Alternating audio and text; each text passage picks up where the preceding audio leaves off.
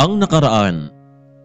Nagalit itong si Sandra noong nakita nito si Lorraine na palabas na ng gusali dahil pinaalis ito ni Joshua dahil sa kanyang masamang ugali. Hindi nagustuhan ni Sandra ng isang baguhan lamang at sampid sa kumpanya ay gagawa nito. Kaya naman bumalik sa loob itong si Lorraine kasama nito itong si Sandra para bigyan ng leksyon itong si Joshua. Pagpasok sa loob ng office ay hinanap niya agad itong si Joshua at bigla niyang sinampal sa mukha. Walang hiya ka? Kakapasok mo lang sa kumpanya tapos ikaw pa itong may lakas loob para mangtanggal ng empleyado ko? Secretary Kim, ikaw naman. Matagal ka na dito sa kumpanya, hindi ba? Wala ka man lang ginawa para hadlangin ang lalaking iyan? Mrs. Sandra, si Lorraine naman kasi ang may pasimuno ng lahat at walang galang kay Joshua. Ikaw lalaki, kung ayaw mo mapahiya dito sa kumpanya ko, mas mabuti pang ikaw na lang umalis. Maya-maya pa ay dumating na rin itong si Danica matapos ng kanilang board meeting. Ma'am, anong ginagawa mo sa asawa ko? Alam mo ba, Danica, kung anong ginagawa ng asawa mo? Nagtanggal lang naman siya ng tauhan na walang paalam sa management. Ma'am, hindi naman siguro siya magtatanggal kung wala siyang ginawang masama.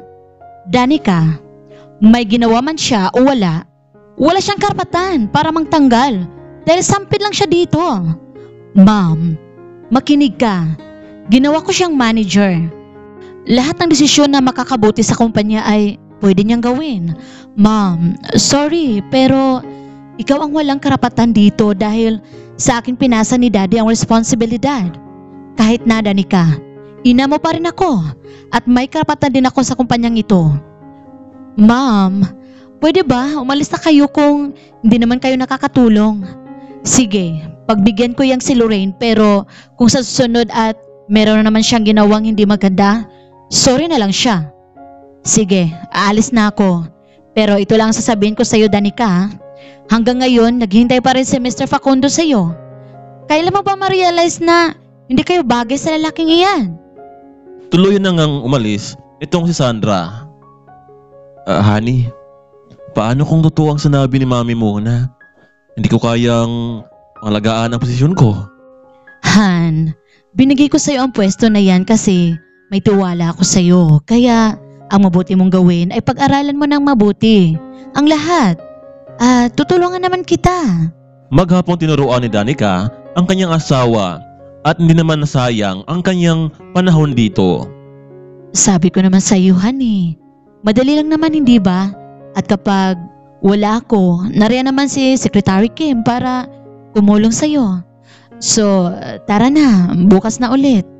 Matapos nilang magtrabaho maghapon, ay nakauwi na rin sila sa kanilang kondo.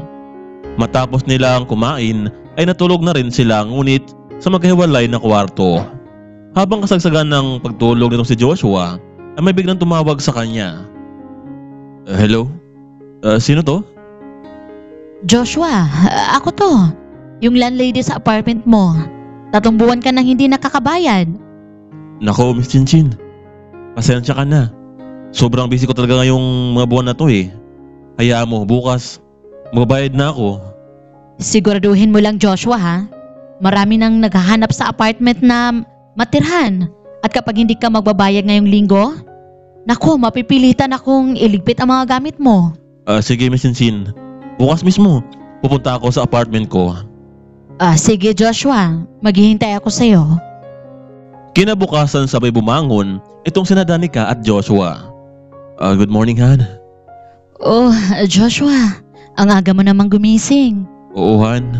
Okay lang bang dadaan mo na ako sa dati kong apartment para magbayad ng baka-utang ko doon sa upa bago ako dumiretso sa opisina? Sige, Han. Walang problema. Gamitin mo na lang itong sasakyan ko para mabilis ka makabalik. Matapos nilang mag-almusal ay agad na ring umalis itong si Joshua at nagtungo sa dating apartment sakay sa sasakyang pinahiram ni Danica sa kanya. Pagdating sa harapan ng apartment ay nakita niya ang landlady na nasa loob ng apartment at naghintay sa kanya. Samantalang nagulat naman ang babae nang may biglang humintong sasakyan sa kanyang harapan. Aba, Joshua! Ikaw yan? Paano nangyari na isang fish vendor nagkaroon ng sasakyan? Nako, Miss Shinshin. Naparito ako para bayaran ang pagkautang ko. Alam mo Joshua, pwede namang kahit hindi mo nabayaran, makipag-date ka lang sa akin. Alam mo namang dati pa, meron akong gusto sa'yo pero lagi mo na lang akong tinatakasan. Biglang hinawakan ni Shinshin ang kamay nitong si Joshua at sabay yakap sa lalaki. Kahit isang beses lang Joshua, pagbigyan mo naman ako. Teka lang, Miss Shinshin. Mukhang malayo na to sa sadya ko dito sa iyo ha. Babayaran kita sa utang ko at kukunin ko na rin yung mga gamit ko dito. Isa pa, hindi mangyari yun ang gusto mo dahil may asawa na ako. Kaya nga ako may sakyan dahil sa kanya. Kaya rin kita nabayaran sa utang ko dahil siya ang nabigay ng pera sa akin na pambayad. Ngunit sa oras na iyon ay isang malaking kaguluhan ang maganap dahil habang nakayakap sa kanya itong si Shinshin, meron namang nakatagong tao at kinukunan sila ng larawan habang nagyakapan. Hello madam, meron tayong ebidensya. Panigurado akong hiwalayan anak mo ang lalaking iyan kapag nakita niya ang larawan. Sige Fredo, magandang balita yan. Ngayon mismo sa kumpanya, pupuntahan ko at para mapaya ang lalaking yan sa lahat. Copy madam, pupunta na ako sa kumpanya at ibigay ko sa iyo ang larawang ito. Sige na Miss Shinshin, kailangan ko nang umalis at huwag ka nang tumawag sa akin ha. Matapos nila mag-usap, agad na rin itong umalis, itong si Joshua. Hello, ma'am. Bakit ka napatawag? Masyado pang maaga.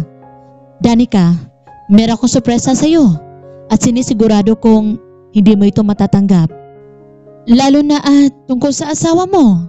Ma'am, ano na naman ito? Bakit mo ba kasi pinilit na sirain ang relasyon naming mag-asawa? Hindi ako sumira kundi yung asawa mo mismo. Patungo na ako sa office mo at makikita mo ang kalukuhang ginawa ng asawa mo. Ilang minuto lamang ang nakalipas ay naunang nakarating itong si Sandra. Binigay naman ng lalaki ang mga larawang nakuha nito. Ma'am, seryoso ka talaga? Tingnan mo Danica, para maniwala ka. Hindi ito gawa-gawa ko lang. Anong ibig sabihin nito ma'am? Well, kuha lang naman yan kaninang umaga. Habang may kayakap na ibang babae ang asawa mo. Ganyan ba talaga ang lalaking gusto mo, Danica? Ilang saglit lamang ay dumating na rin itong si Joshua. Oh, nandito ka na pala. Magaling mong asawa. Tanungin mo siya kung hindi ba totoo ang nakita mo. Joshua, hindi ba nagpaalam ka lang sa akin na bayaran mo lang ang utang mo sa dating apartment? Pero ano ang mga larawang ito? May kayakap kang babae. May kayakap? Wala. Kung yung babae sa may apartment, siya si Shinshin, ang nanlady namin doon. Yumakap siya sa akin dahil gusto niyang makipag-date sa akin at mawala daw yung utang ko sa apartment. Pero sinabi ko sa kanya na may asawa na ako. Kaya matapos noon, umalis na rin ako. Wala kaming relasyon ng babaeng yun. Nako, Danica, kung maniniwala ka sa kanyang paliwanag, uto-uto ka talaga. Nara na nga mga larawan sa harapan mo. Ano pang ebidensya ang gusto mo? Ma'am, paano mo naman nalaman na nagtungo si Joshua sa dati nitong apartment? Marahil pinasundan mo siya at naghanap ka ng paraan para masera ang relasyon naming dalawa. Naniwala ako kay Joshua, ma'am. Kaya pwede ba itigil mo na ito? Kailan mo pa matanggap na mag-asawa na kaming dalawa? Maya-maya pa sa kanilang pag-uusap ay bigla na lamang nahilo itong si Danica, kaya naman agad itong dinala ni Joshua sa klinik. Han, ano nangyari? Hindi ko alam Joshua. Ngayon lang to nangyari sa akin. Minsan nga naduduwal din ako. Naku, Miss Danica, congrats dahil 2 weeks pregnant na po kayo. Ha? Talaga? Ang ibig sabihin nito, Han, magkakabibi na tayo. Wow, sa wakas. Hindi ba ito ang gusto ng daddy mo? Oo Joshua, salamat naman kung gano'n. Kaya mula sa araw na to, huwag ka na masyadong magpakapagod pa. Oo Joshua, kailan ko itong ibalita kay daddy at mommy. Baka dahil sa baby natin, matatanggap ka ni mommy. Sana lang, honey.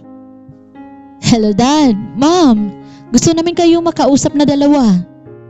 Danica, tungkol saan naman? Sa asawa mong wala akong pakialam. Ma'am, hindi ito tungkol sa kay Joshua. Tungkol ito sa magiging anak namin. Sa magiging apo ninyo. Nako, Iha. Huwag mo sabihin na meron na. Oo, Dad. Sa wakas, dumating na rin ang hinihintay natin. Ma'am, pakiusap. Sana naman po, matanggap na ninyo si Joshua. Oo, Sandra. Tanggapin mo na si Joshua para naman magiging masaya na tayo ang pamilya. Ay, naku. Kung hindi lang talaga dahil sa bibi niyo, hindi ko siya matatanggap. Pero, sige, pilitin kong matanggap siya. Naku, Ma'am. Sobrang saya po namin kung ganun. Dad, Ma'am, maraming salamat sa inyong suporta. Iha, tayo-tayo lang naman din ang tutulungan dito eh. Lalo na ngayon na magkakapamilya na kayo. Kung saan kayo masaya, nandun ang suporta ko sa inyo. Mula noon, wala nang nagawa pa itong si Sandra. Dahan-dahan na lamang niyang tinanggap ang katotohanan sa kanilang pamilya. Hanggang tuluyan ng nanganak nga itong si Danica ng isang batang lalaki at ito naman ang kinatuwa ng kanyang daddy. Nagsumikap ang mag-asawa na mapaunlad ang kumpanya.